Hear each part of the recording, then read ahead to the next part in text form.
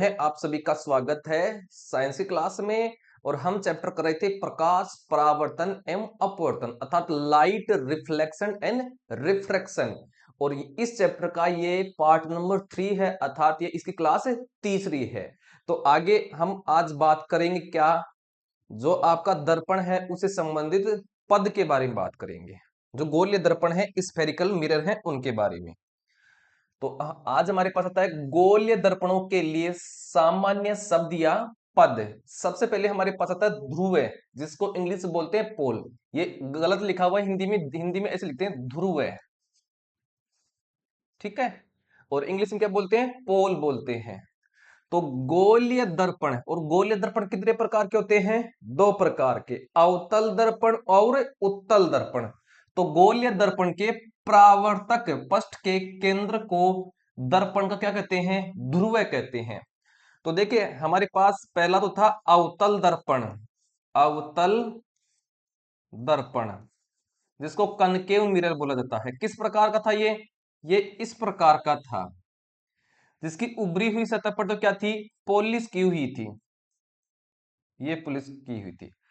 तो ये जो दर्पण है इसका मध्य बिंदु कौन सा है, तो दूसरा कलर लेता हूं मैं। तो इसका मध्य बिंदु ये मान लेते हैं। तो ये जो मध्य बिंदु है यही क्या है, इसका पोल है। तो ये हो जाएगा इसका ध्रुव, या फिर इसको क्या बोलते हैं, पोल बोलते हैं। अब बात कर लेते हैं अवतल उत्तल सॉरी उत्तल दर्पण। तो आपका उत्तल दर्पण है, ये किस प्रकार का होगा, तो उत्तल दर्पण है ये इस प्रकार का होगा, जिसकी धसी हुई जो सतह होती है उस पर तो पॉलिश होती है, तो इस पर तो ये पॉलिश है। अब इसका मध्य बिंदु जो है इस उत्तल दर्पण का, ये जो क्या है, ये परावर्तक पृष्ठ है। ये जो फैला हुआ ना, ये इसकी परावर्तक पृष्ठ, ये इस वाली जिस तरह पॉलिश है वो नहीं, जिस पर बिना पॉलिश है, पॉलिश नहीं की हुई है, वो है परावर्तक पृष्ठ। तो इसका जो मध्य बिंदु है यही क्या हो गया, इसका पोल हो गया है। तो ये हो गया इसका पोल, जिसको इंग्लिश बोलते हैं सॉरी हिंदी में बोलते हैं ध्रुव बोला जाता है, ठीक है। अब सुनिए दूसरा है, यह दर्पण के पृष्ठ पर स्थित होता है। तो देखिए पृष्ठ है इसका और बीच में है, तो पृष्ठ पर स्थित होता है। ये तो हो गया आपका अवतल दर्पण, जिसको इंग्लिश बोलते हैं कनकेव मिरर, कनकेव मिरर बोला जाता है।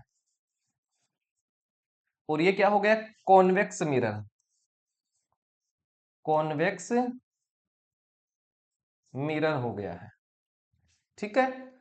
और इसे प्राय किसके द्वारा प्रदर्शित करते हैं, पी अक्षर से निरूपित किया जाता है।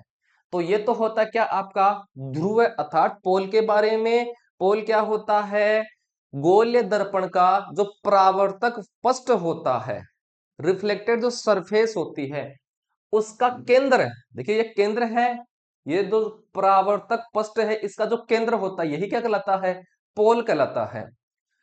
अब जो ध्रुव होता है या फिर जिसको पोल कहते हैं, इसको किसके द्वारा दर्शाते हैं, पीक के द्वारा दर्शाते हैं, ठीक है। आगे चलिए, आगे अब बात करते हैं हम किसके बारे में, वक्रता त्रिज्या, जिसको इंग्लिश में बोलते हैं सेंटर ऑफ कर्वेचर। क्या होती है वक्रता त्रिज्या, तो गोलीय दर्पण का परावर्तक पृष्ठ एक गोले का भाग है। इस गोले का केंद्र गोलीय दर्पण का क्या कहलाता है, वक्रता केंद्र कहलाता है। कैसे, ऐसे समझिए आप, मैं एक गोला बनाता हूं, मेरे पास ये देखिए ये गोला है एक, ठीक है। अब मैं क्या कर लूं, इसको बीच में से काट लूं, कलर चेंज करता हूं, तो इसको बीच में से काटते हैं। तो देखिए इसके दो ऐसे बराबर टुकड़े बना देते हैं, ऐसे बराबर दो टुकड़े। तो एक तो ये भाग हो गया, एक ये भाग, इसको मैं अलग कर देता हूं, यहां पर ले आता हूं मैं इनको। तो एक तो ये भाग है, ये वाला भाग, तो ये वाला भाग है इसका, एक तो ये वाला भाग, ठीक है। एक तो ये भाग मैंने बना दिया, अब ये वाला भाग बनाता हूं इस तरफ, तो ये वाला भाग हो गया इस तरफ। अब सुनिए, आपका जो ये वृत्त है, क्या ये जो वृत्त है इसका कोई केंद्र बिंदु होगा बीच में, जो केंद्र बिंदु है ये होगा इसका, तो ये केंद्र है। अब सुनिए, हमने इसको काटा है, इस वाले को काटा है, ये जो भाग इसको यहां पर लिया, तो ये केंद्र इसके सामने होगा, ये केंद्र हुआ है। और हमने क्या बोला गोलीय दर्पण में, कि गोले का केंद्र गोलीय दर्पण का वक्रता केंद्र कहलाता है। तो इसका जो केंद्र है इस दर्पण का, ये क्या क्या हो गया है, वक्रता केंद्र हो गया है। ये क्या हो गया इसका, वक्रता केंद्र, वक्रता केंद्र। अब इसके बाहर की तरफ मान लीजिए यहां पर पॉलिश कर दी, तो ये कौन सा दर्पण बन गया है, जिस पर उभरी हुई सतह पर क्या हो, पॉलिश हो, वो तो कौन सा दर्पण होता है, अवतल दर्पण।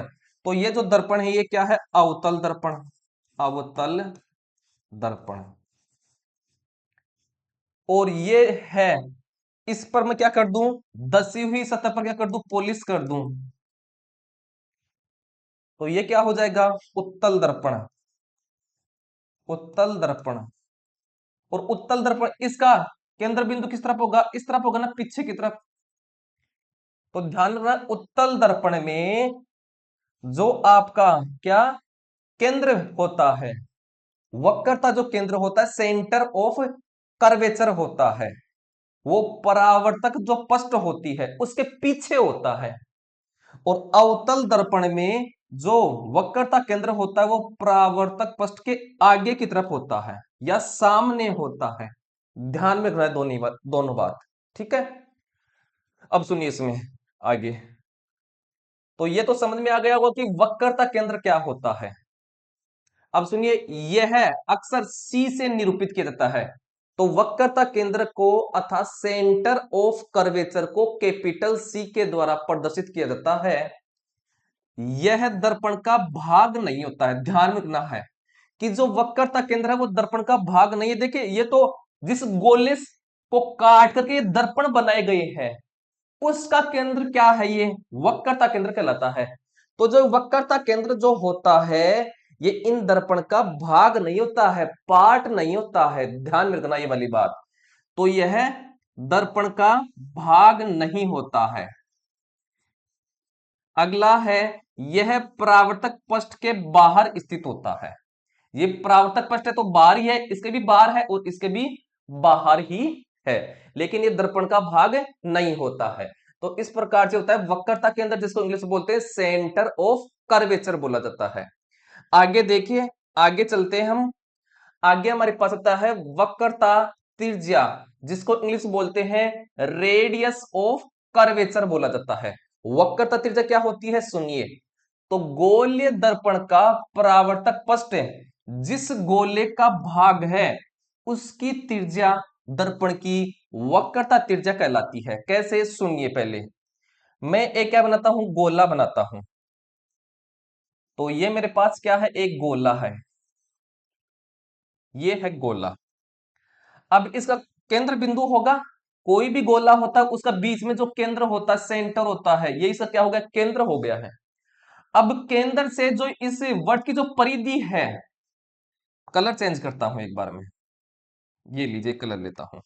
तो सेंटर से परिधि की ये जो दूरी है, ये जो दूरी है सीधी दूरी, मैं इसको एक लाइन से दर्शाता हूं, सीधी लाइन के द्वारा, ताकि आपको अच्छे से समझ में आएगा आएगा। ये जो दूरी है ये क्या कहलाती है, ये कहलाती है आपकी वक्रता त्रिज्या कहलाती है। तो मैं इसका जो ये जो है,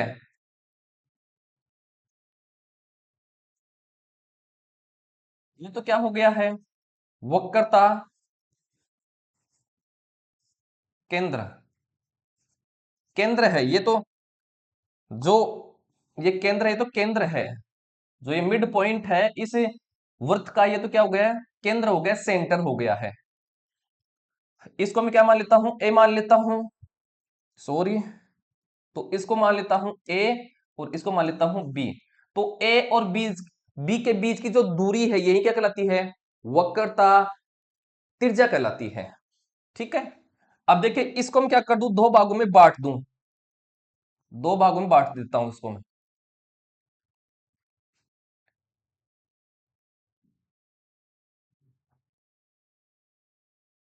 ऐसे दो भागों में बांट दें इसको। आज क्या गड़बड़ हो रहा है इसमें,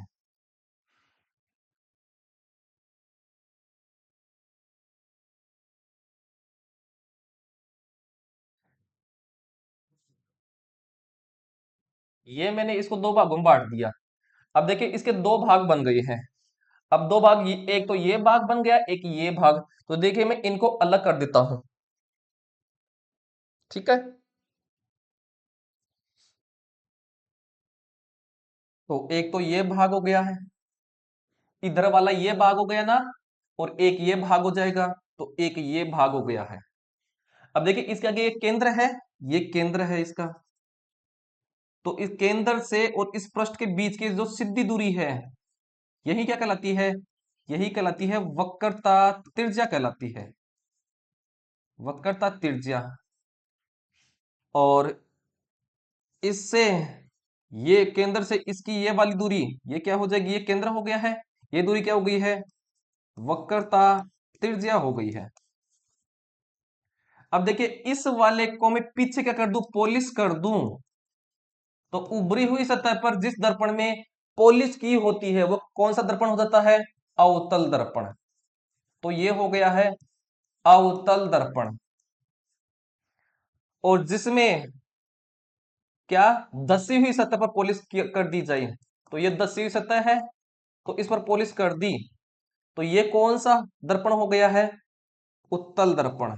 तो ये हो गया है उत्तल दर्पण। आई होप वक्रता त्रिज्या के बारे में आपको समझ में आ गया होगा। ठीक है, अब देखिए इन दोनों को हम अलग कर लेंगे। आप ये मत समझ लें सर ये दोनों टच ही होंगे, क्या? इसका तो मैं वक्रता केंद्र ये बना देता हूं और इसका वक्रता केंद्र ये बना देता हूं। अब दोनों क्या हो गए? अलग हो गए हैं। तो ये तो हो गया उत्तल दर्पण, ये हो गया अवतल दर्पण। आगे सुनिए, इसे अक्सर आर से निरूपित किया जाता है। तो वक्रता त्रिज्या को अर्थात रेडियस ऑफ कर्वेचर को कैपिटल आर से दर्शाया जाता है। आई होप वक्रता त्रिज्या के बारे में भी समझ में आ गया होगा। आगे देखिए, आगे हम बात कर लेते हैं अब किसके बारे में? मुख्य अक्ष, जिसको बोलते हैं प्रिंसिपल एक्सिस, या इसी को बोलते हैं मेन एक्सिस बोला जाता है। क्या होती है मुख्य अक्ष? तो गोलीय दर्पण के ध्रुव तथा वक्रता त्रिज्या से गुजरने वाली एक सीधी रेखा को क्या कहते हैं? मुख्य अक्ष कहते हैं। कैसे? देखिए इस प्रकार से हमारे पास क्या था? अवतल दर्पण, जिसके उभरी हुई सतह पर यह पॉलिश की हुई थी। अब जो ये परावर्तक पृष्ठ है, इसका जो मध्य बिंदु है, ये तो क्या कहलाता है? ध्रुव है, जिसको पी के द्वारा दर्शाते हैं। तो ये तो हो गया ध्रुव है। और जो ये दर्पण होता है, इसके बाहर की तरफ क्या रहता है? वक्रता केंद्र है। तो ये हो गया वक्रता केंद्र, जिसको हम किसके द्वारा दर्शाते हैं? सी के द्वारा दर्शाते हैं, कैपिटल सी के द्वारा। ये बात भी समझ में आ गई होगी। अब वक्रता केंद्र और पोल को मिलाने वाली एक सीधी रेखा, ये क्या कहलाती है? आपकी मुख्य अक्ष कहलाती है। और जो वक्रता केंद्र और पोल के बीच की जो दूरी है, ये क्या कहलाती है? वक्रता त्रिज्या कहलाती है। ये बात समझ में आ गई क्या? तो सी और पी के बीच की दूरी, सी और पी के बीच की दूरी, ये क्या कहलाती है? आपकी वक्रता त्रिज्या, वक्रता त्रिज्या। ठीक है, और वक्रता केंद्र और पोल अर्थात ध्रुव को एक जो सीधी लाइन होती है जो इन दोनों को मिलाती है, वही क्या कहलाती है? मुख्य अक्ष कहलाती है। और यहीं पढ़ा हुआ है कि गोलीय दर्पण के ध्रुव तथा वक्रता त्रिज्या से गुजरने वाली एक सीधी रेखा को दर्पण का क्या कहते हैं? मुख्य अक्ष कहते हैं। आगे सुनिए, यह दर्पण के ध्रुव पर क्या होती है? अभिलंब होती है। तो जो मुख्य अक्ष होती है, मेन एक्सिस होती है, मुख्य अक्ष जो होती है, मुख्य अक्ष, ये क्या होती है? ये आपका जो ध्रुव होता है, ध्रुव, जिसको इंग्लिश में क्या बोलते हैं? पोल बोलते हैं। इस पर क्या होती है? ये अभिलंब होती है। ध्रुव पर क्या होती है? अभिलंब, अर्थात 90 डिग्री पर ये होती है। ध्यान में रखना है, 90 डिग्री का कोण बनाती है ये। किस पर? ध्रुव पर। ठीक है, ये बात समझ में आ जाएगी। तो मुख्य अक्ष क्या होती है? कि दर्पण के वक्रता केंद्र और ध्रुव को मिलाने वाली एक सीधी लाइन जो होती है, वो क्या कहलाती है? मुख्य अक्ष कहलाती है, अर्थात प्रिंसिपल एक्सिस कहलाती है, मेन एक्सिस कहलाती है। और जो आपका जो मुख्य अक्ष जो होती है, मुख्य अक्ष जो होती है, ये ध्रुव पर क्या होती है? अभिलंब होती है, अर्थात 90 डिग्री का एंगल बनाती है। आगे सुनिए, आगे हमारे पास आता है क्या? मुख्य फोकस आता है, मेन फोकस, या इसको ही क्या बोलते हैं? फोकस बोलते हैं। तो क्या होता है ये? तो सुनिए, मुख्य अक्ष पर वह बिंदु जहां सभी समांतर किरणें वास्तव में मिलती है या परावर्तन के बाद मिलती हुई प्रतीत होती हैं, क्या कहलाती है आपकी? फोकस कहलाती है, मुख्य फोकस कहलाती है। कैसे? जैसे ये मान लीजिए हमारे पास ये क्या है, आपका अवतल दर्पण है, जिसके उभरी हुई सतह पर क्या होती है, पॉलिश की होती है। और इस परावर्तक पृष्ठ का इसका मिड पॉइंट क्या कहलाता है? तो ये जो इसका मिड पॉइंट कहलाएगा, ये क्या कहलाएगा, पोल कहलाएगा, जिसको पी के द्वारा दर्शाते हैं। और इस परावर्तक पृष्ठ के सामने क्या रहता है, इसका वक्रता केंद्र होता है, जिसको सी के द्वारा दर्शाते हैं। अब वक्रता केंद्र और पोल को मिलाने वाली सीधी लाइन जो होती है, तो सीधी लाइन होगी, तो ये सीधी लाइन है, ये सीधी लाइन हो गई है, इसे क्या कहते हैं, मुख्य अक्ष कहते हैं। ठीक है, ये बात समझ में आ गई होगी। तो ये मैं यहां तक खींच देता हूं, ये हो गई आपकी क्या, मुख्य अक्ष। अब क्या, इस पर क्या आएंगी, किरणें आएंगी, प्रकाश किरणें आएंगी ऐसे। तो ये ऐसे प्रकाश किरणें आएंगी, ये प्रकाश किरणें आई। अब जब ये टकराएंगी तो टकराने के बाद में क्या होंगी, ऐसे गुजरेंगी, ऐसे गुजर रही हैं। तो ये कहां पर मिली, यहां पर, यही क्या कहलाता है इसका, ये कहलाता है मुख्य फोकस, जिसको कैपिटल एफ के द्वारा दर्शाते हैं। तो ये हो गया इसका क्या, मुख्य फोकस हो गया है। तो ये तो हो गया क्या, अवतल दर्पण के बारे में, अवतल दर्पण के बारे में। अब बात कर लेते हैं किसके बारे में, उत्तल दर्पण के बारे में।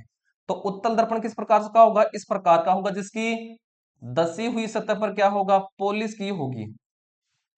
ये बात समझ में आ गई होगी। और इसकी इस प्रकार से क्या रहेगी, मेन एक्सिस रहेगी, जिसका जो ये है वक्रता केंद्रीय पीछे रहेगा। ठीक है। अब देखिए इस पर, इसका ये जो परावर्तक पृष्ठ इस तरफ आएंगे, क्या प्रकाश किरणें इस प्रकार से आएंगी, ये आ गई। अब ये क्या करता है, उत्तल दर्पण ये किरणों को फैलाता है, तो टकराने के बाद ऐसे फैल जाएंगे किरणें, ऐसे आएंगी किरणें, इसकी ऐसी जाएंगी। जब इन इन किरणों को पीछे मिलाएंगे, तो देखिए पीछे मिला रही इन किरणों को, तो ये कहां पर मिल रही है, यहां पर मिल रही है। तो यहां पर इसका ये क्या हो गया है, फोकस हो गया है।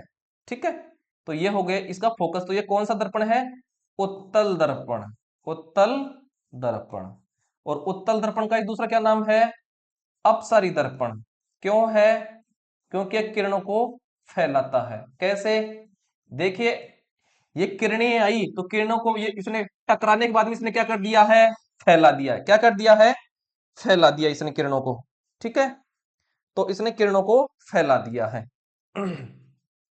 अब सुनिए, और अवतल दर्पण है, इसको क्या बोलते हैं, अभिसारी दर्पण। तो इसको बोलते हैं अभिसारी दर्पण बोलते हैं। तो ये हो गया आपका अभिसारी दर्पण। क्यों कहते हैं, क्योंकि किरणों को एक जगह एकत्रित करता है। देखिए इसने यहां पर एकत्रित कर ली किरणों को, इसलिए कहा जाता है। तो आई होप ये समझ में आ गया होगा फोकस के बारे में, फोकस या मुख्य फोकस बोलते हैं। अब आगे सुनिए, फोकस दूरी तथा अथवा फोकस लंबाई क्या होती है, जिसको इंग्लिश में बोलते हैं फोकल लेंथ बोला जाता है। तो क्या होती है, तो ध्रुव और फोकस के बीच की दूरी को क्या कहते हैं, फोकस दूरी कहते हैं। कैसे, आपका ये फोकस है और ये ध्रुव है, तो ये वाली जो दूरी है, कौन सी दूरी, मैं कलर चेंज करके बताता हूं। ये वाली जो दूरी है, पोल और ध्रुव के बीच की दूरी, ये क्या कहलाती है, फोकस दूरी कहलाती है। और इसका ध्रुव क्या हो गया है, ये यहां पर पी, तो इसकी यहां, और ये हो गया इसका फोकस, तो ये वाली दूरी क्या कहलाती है, फोकस दूरी कहलाती है। ठीक है। अब सुनिए, जो फोकस दूरी है और वक्रता त्रिज्या है, इसके बीच संबंध क्या होगा। तो हमने बात की है फोकस दूरी, तो ये हो गई है, और वक्रता त्रिज्या क्या होती है, तो ये जो केंद्र होता है, केंद्र से पोल के बीच की ये वाली दूरी क्या कहलाती है, वक्रता त्रिज्या। और इसकी क्या कहलाएगी, ये केंद्र हो गया है सी, तो पोल और सेंटर के बीच की दूरी ये क्या हो गई है, वक्रता त्रिज्या। तो क्या होती है, तो ये वाली जो दूरी है, कौन सी दूरी, मैं कलर चेंज करता हूं, ये वाली दूरी, ये वाली दूरी, ये क्या होती है, आधी होती है किसकी, ये वाली जो दूरी है वक्रता त्रिज्या, इसकी आधी होती है। तो इसमें संबंध क्या हो जाएगा, कि जो एफ है, फोकस दूरी को कैपिट स्मॉल एफ से दर्शाते हैं। तो ये जो एफ है, ये r का आधा होता है, ये गलत लिखा हुआ है, r/2 होगा ये, यानी जो वक्रता त्रिज्या है इसकी आधी होती है क्या, फोकस दूरी होती है। आई होप ये बात भी समझ में आ गई होगी। अब चलते हैं आगे की तरफ। आगे देखिए, आगे हमारे पास आता है द्वारक, जिसको एपरेचर बोला जाता है। क्या होता है द्वारक, तो गोलीय दर्पण के परावर्तक पृष्ठ की वर्ताकार सीमा रेखा का जो व्यास होता है अर्थात डायामीटर होता है, व्यास दर्पण का क्या कहलाता है, द्वारक कहलाता है। कैसे, देखिए इस प्रकार से अब क्या था, ये हो गया है अवतल दर्पण, जिसकी उभरी हुई सतह पर यह पॉलिश होती है। तो ये तो है आपका अवतल दर्पण, अवतल दर्पण, जिसका दूसरा क्या नाम है, अभिसारी दर्पण, अभिसारी दर्पण। मैं मान लेता हूं ये mn मान लेता हूं इसको, mn। तो ये जो परावर्तक पृष्ठ है इसकी जो लंबाई अर्थात इसका जो व्यास है कितनी दूरी में फैला हुआ है, यही क्या कहलाता है, इसका द्वारक कहलाता है। ठीक है, अब मैं बनाता हूं क्या, उत्तल दर्पण। तो उत्तल दर्पण बनाता हूं, तो इस प्रकार से उत्तल दर्पण बना, ये लीजिए उत्तल दर्पण। ठीक है, जिसकी धसी हुई सतह पर ये पॉलिश होती है इस प्रकार से। इसको मैं PQ मान लेता हूं, क्या मान लेता हूं, PQ। तो ये क्या है, उत्तल दर्पण, उत्तल दर्पण, जिसका दूसरा क्या नाम है, अपसारी दर्पण, अपसारी दर्पण। तो जो ये PQ है इसकी जो व्यास है अर्थात जो डायमीटर कितना है, तो PQ की लंबाई, तो PQ यहां पर क्या हो गया, इसका द्वारक हो गया है, एपरेचर हो गया है। और यहां पर MN क्या हो गया है, इसका, इस अवतल दर्पण का क्या हो गया है, द्वारक हो गया है। तो ये इसका क्या हो गया है, द्वारक हो गया है। आई होप ये समझ में आ गया होगा आपको द्वारक के बारे में, अर्थात जिसको एपरेचर बोला जाता है। तो आपको यह भी ध्यान रखना है कि अवतल दर्पण है, मैं इसको बार बार रिपीट कर रहा हूं कि अवतल दर्पण को अभिसारी दर्पण कहते हैं और उत्तल दर्पण है इसको अपसारी दर्पण कहा जाता है। आई होप ये बात आपको अच्छे से समझ में आ गई होगी।